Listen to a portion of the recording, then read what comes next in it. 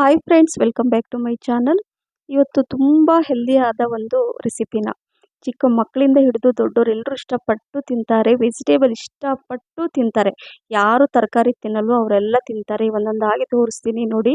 ಇಷ್ಟೆಲ್ಲ ತರಕಾರಿಗಳನ್ನು ನಾನು ಕಟ್ ಮಾಡಿ ಇಟ್ಕೊಂಡಿದ್ದೀನಿ. ಇದು ಆಲೂಗಡ್ಡೆ, ಕ್ಯಾರೆಟ್ ಇದೆ, ಹಾಗೆ ಒಂದು ಕ್ಯಾಪ್ಸಿಕಮ್ ಇದೆ.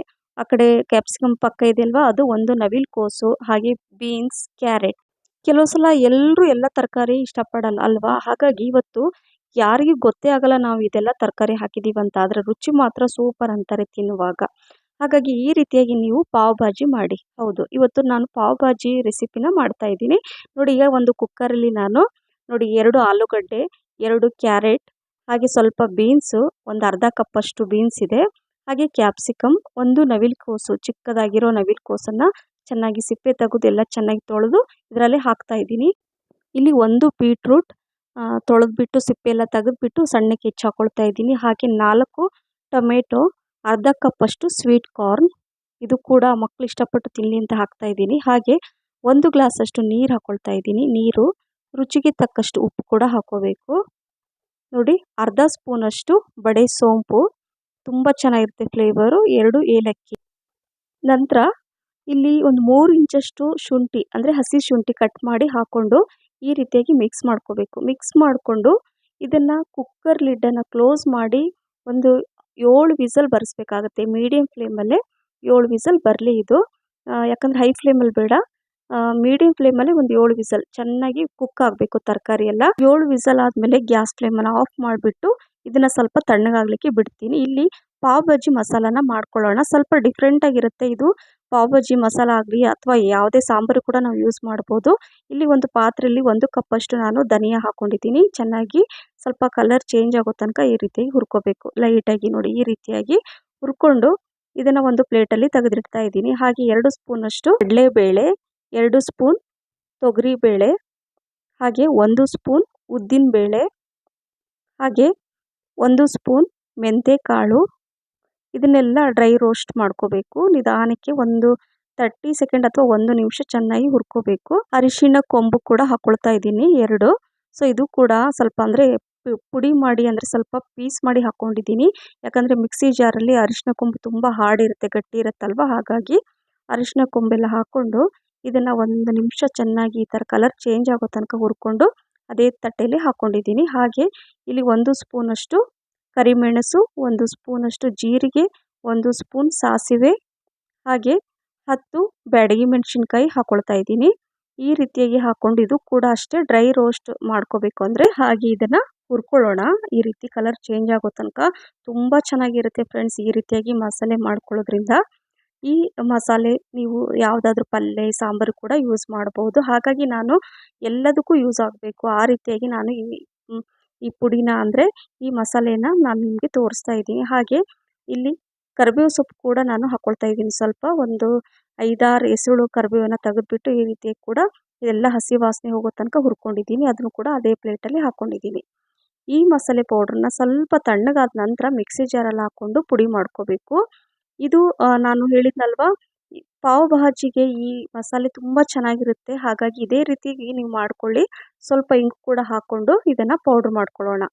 ಪಾವ್ ಭಾಜಿ ಮಸಾಲ ಅಂದ ತಕ್ಷಣ ನೀವು ಹೊರಗಡೆ ಪ್ಯಾಕೆಟ್ ಮಸಾಲ ತಂದು ಮಾಡೋದಕ್ಕಿಂತ ನೀವು ಈ ರೀತಿಯಾಗಿ ಮಸಾಲೆ ಮಾಡ್ಕೊಳ್ಳಿ, ಎಲ್ಲದಕ್ಕೂ ಯೂಸ್ ಆಗುತ್ತೆ.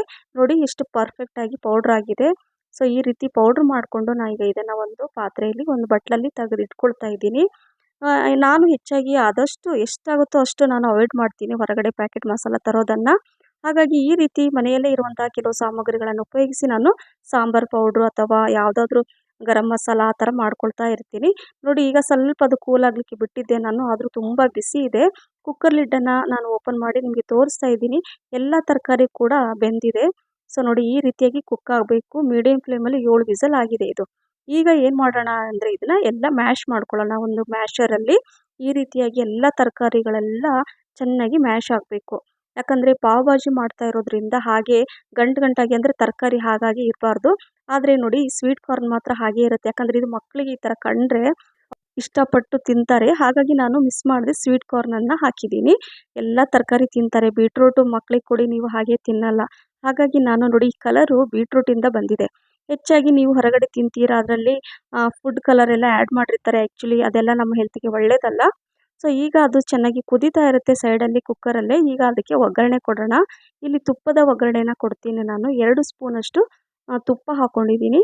ಸೊ ತುಪ್ಪ ಸ್ವಲ್ಪ ಬಿಸಿ ಆದಮೇಲೆ ನೋಡಿ, ತುಪ್ಪ ಎಲ್ಲ ಕರಗಲಿ, ಸ್ವಲ್ಪ ಬಿಸಿ ಆದಮೇಲೆ ಒಂದು ಪಲಾವ್ ಎಲೆ ಹಾಕ್ಕೊಳ್ತಾ ಇದ್ದೀನಿ ಈ ರೀತಿ ಕಟ್ ಮಾಡಿಬಿಟ್ಟು.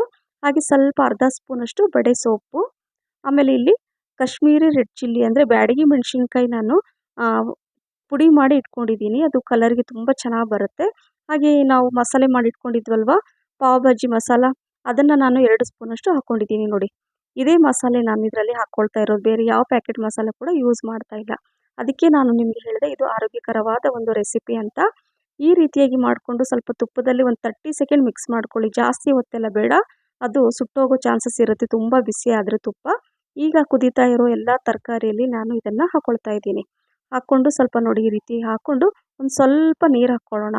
ಯಾಕಂದರೆ ಅದರಲ್ಲೆಲ್ಲ ತುಪ್ಪ ಇರುತ್ತೆ, ಆಮೇಲೆ ಎಲ್ಲ ಮಸಾಲೆ ಇರುತ್ತಲ್ವ. ಒಂದು ಸ್ವಲ್ಪ ನೀರು ಹಾಕ್ಕೊಂಡು ಈಗ ಇದರಲ್ಲಿ ಚೆನ್ನಾಗಿ ಮಿಕ್ಸ್ ಮಾಡ್ಕೊಳ್ಳೋಣ. 1 ನಿಮಿಷ ಅಥವಾ 2 ನಿಮಿಷ ಚೆನ್ನಾಗಿ ಆ ಮಸಾಲೆಯಲ್ಲಿ ಈ ತರಕಾರಿ ಎಲ್ಲ ಕುಕ್ ಆಗಬೇಕು ನೋಡಿ. ಈ ರೀತಿಯಾಗಿ ಚೆನ್ನಾಗಿ ಎಷ್ಟು ಕುದಿಸ್ತೀವಲ್ವ ಅಷ್ಟು ಚೆನ್ನಾಗಿ ಈ ಪಾವ್ ಭಾಜಿ, ಈ ಭಾಜಿ ತುಂಬ ರುಚಿಯಾಗಿ ಬರುತ್ತೆ. ಸ್ವಲ್ಪ ಉಪ್ಪು ಕಮ್ಮಿ ಅನಿಸ್ತು, ಹಾಗಾಗಿ ಉಪ್ಪು ಕೂಡ ಹಾಕ್ಕೊಳ್ತಾ ಇದ್ದೀನಿ ನೋಡಿ. ಇದು ಇನ್ನೂ ರುಚಿ ಜಾಸ್ತಿ ಮಾಡಲು ನಾನು ಏನು ಮಾಡ್ತಾ ಇದ್ದೀನಿ ಅಂದರೆ ಪನ್ನೀರನ್ನು ಹಾಕ್ತಾ ಇದ್ದೀನಿ.